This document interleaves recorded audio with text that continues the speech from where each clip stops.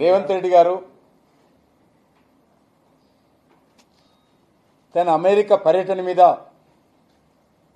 అర్ధరహితమైనటువంటి విమర్శలు కేంద్ర ప్రభుత్వం చేయడం జరిగింది.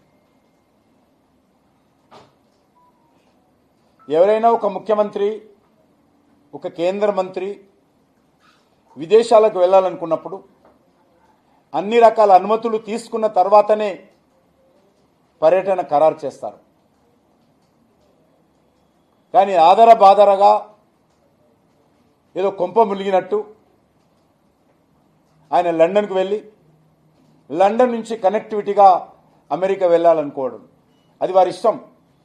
కానీ అనుమతులు లేకుండా ఎందుకు వెళ్ళారో ఇంతవరకు ఎవరికి అర్థం కాలేదు. అదేవిధంగా విదేశాంగ శాఖ ఆయన వెళ్ళకముందే క్లియరెన్స్ ఇవ్వలేదని తెలిసి కూడా ఆయన లండన్కి ఎందుకు వెళ్ళాడు? విదేశాంగ శాఖ స్పష్టంగా చెప్పడం జరిగింది, ఇది మీ స్థాయికి అనుకూలంగా ఈ పర్యటన లేదు కాబట్టి అనుమతులు ఇవ్వడం లేదనేటువంటి విషయం స్పష్టం చేయడం జరిగింది. ఆయన కాదు, ఆయన గొప్ప స్థాయి ఉన్నది, అక్కడ వెళ్ళేటోరు స్థాయి తక్కువ ఉన్నది. అది అర్థం చేసుకోవాలండి. అదే అలా ఆయన చెప్పాలి, రేవంత్ రెడ్డి చెప్పాలి ఎవరిని కలవాలనుకుంటున్నావు. వీటికి ఆలోచించి నిర్ణయం తీసుకొని విదేశాంగతో చర్చించి అధికారాలను పంపించి దానికి సంబంధించినటువంటి క్లియరెన్స్లు తీసుకోవాల్సింది పోయి ఆయన బాధారుగా లండన్కి వెళ్ళిపోయి అక్కడి నుంచి మళ్ళీ తిరిగి రావడం అనేటువంటిది జరిగింది. ముఖ్యంగా ఏవైతే నిబంధనలు ఉన్నాయో నరేంద్ర మోడీ గారి ప్రభుత్వమో భారతీయ జనతా పార్టీ వచ్చిన తర్వాత నిబంధనలు పెట్టలేదు. స్వాతంత్రం వచ్చినప్పటి నుంచి ఉన్నటువంటి నిబంధనల పరిధిలోనే ఆయనకు విదేశీ పర్యటనకు అనుమతులు ఇవ్వడానికి కేంద్ర విదేశాంగ శాఖ నిస్సహాయత వ్యక్తం చేయడం జరిగింది. అంతేకాకుండా ఇదేదో తెలంగాణకు అన్యాయం జరిగినట్టు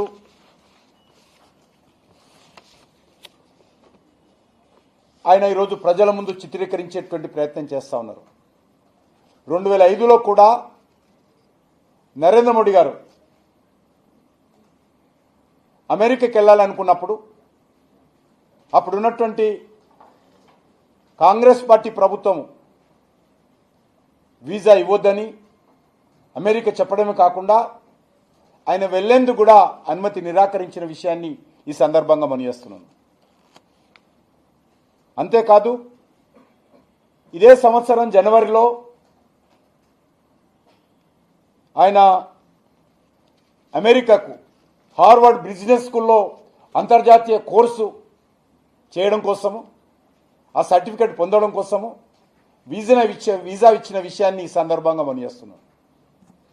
అంతేందుకు అంతకుముందు ఆయన లండన్కి వెళ్ళి అక్కడ కూడా తెలంగాణ మూసి డెవలప్మెంట్ కోసం అక్కడ ఉన్నటువంటి కొన్ని నదులను పరిశీలించడానికి వెళ్తాందుకు కూడా కేంద్రం అనుమతి ఇచ్చిన విషయాన్ని మనవి చేస్తా ఉన్నాను. మళ్ళీ నిన్నగాక మొన్న లండన్కి వెళ్ళినప్పుడు కూడా ఆయన లండన్కి అనుమతి ఇచ్చింది. అమెరికా వెళ్ళినప్పుడు ఇవ్వకపోవడము, లండన్కి వెళ్ళినప్పుడు ఇవ్వడము అనేటువంటిది కేంద్ర ప్రభుత్వమో విదేశాంగ ఇష్టాయిష్టాలు ఉండదు. ఒక స్పష్టమైనటువంటి కారణాలు ఉన్నాయనేటువంటిది ఈ సందర్భంగా తెలుస్తూ ఉన్నది. సేమ్ స్థాయిలో ఉన్నటువంటి వ్యక్తి ఏదైనా ఒక విషయం వచ్చినప్పుడు బాధ్యత రహితంగా వివరించకూడదు, బాధ్యతాయుతంగా వివరించాల్సినటువంటి అవసరం ఉంది. ఆయన అమెరికా పర్యటన విషయంలో సరైనటువంటి క్లారిటీ ఆయన ఇవ్వాల్సినటువంటి అవసరం ఉంది. ఆయన ఇవ్వకుండా ఈరోజు మరి ఈ రకంగా విమర్శించడం, గతంలో కాంగ్రెస్ పార్టీ ఉన్నప్పటి నుంచి కూడా అనేక మంది ముఖ్యమంత్రులకు, ఈవెన్ కాంగ్రెస్ పార్టీ ముఖ్యమంత్రులతో సహా అనేక మందికి రిఫ్యూజ్ చేసిన విషయాన్ని సందర్భంగా మనవి చేస్తున్నాను. అనేక మంది మరి సరైనటువంటి పద్ధతిలో పర్యటన లేదు అనే విషయాన్ని గతంలో ఉన్నటువంటి కాంగ్రెస్ పార్టీ ప్రభుత్వం కూడా రద్దు చేసిన విషయాన్ని మనం చేస్తా ఉన్నాను. విదేశాంగ శాఖ గతంలో రూపొందించినటువంటి ప్రోటోకాల్స్ ప్రకారం నిబంధనల ప్రకారము మరి పర్యటన లేకపోతే ఆ పర్యటనలను నిరాకరించిన విషయాన్ని ఇది ఒక సాధారణ పరిపాలనైనటువంటి ప్రక్రియ, ఇదేదో రాజకీయపరమైనటువంటి అంశం కానే కాదు. ముఖ్యంగా రేవంత్ రెడ్డి కాంగ్రెస్ పార్టీ కాంగ్రెస్ అధ్యక్షుడితో సహా కేంద్రం మీద బురద జల్లేటువంటి ప్రయత్నం చేస్తూ ఉన్నారు. రేవంత్ రెడ్డి అమెరికా వెళ్ళినంత మాత్రాన కేంద్ర ప్రభుత్వానికో లేక ఇంకొవరకు వచ్చే నష్టం ఏం లేదు, అడ్డుకోవాల్సినటువంటి అవసరం అంతకంటే లేదు. నీది గుజరాత్, నేను కాంగ్రెస్, నువ్వు బీజేపీ, అందుకే మాకు ఇవ్వలేదు అనేటువంటి ఒక వితండవాదం స్థాయి తగ్గి ముఖ్యమంత్రి గారు మాట్లాడుతూ ఉన్నారు. ఇది చాలా దురదృష్టకరము. ముఖ్యమంత్రులకు కానీ కేంద్ర మంత్రులకు కానీ విదేశీ పర్యటనలకు సంబంధించినటువంటి అనుమతులు ఇచ్చేటప్పుడు అనేక అంశాలను వారు పరిశీలిస్తారు.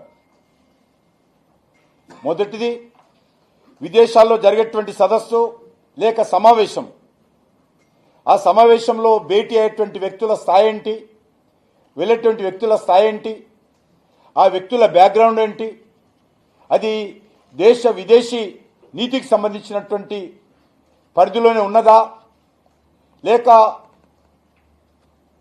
మన దేశ ప్రభుత్వానికి సంబంధించినటువంటి ప్రయోజనాలకు ఏమైనా నష్టం కలిగిస్తుందా అనేటువంటిది కూడా ఎప్పటికప్పుడు విదేశాంగ శాఖ ఆలోచిస్తుంది.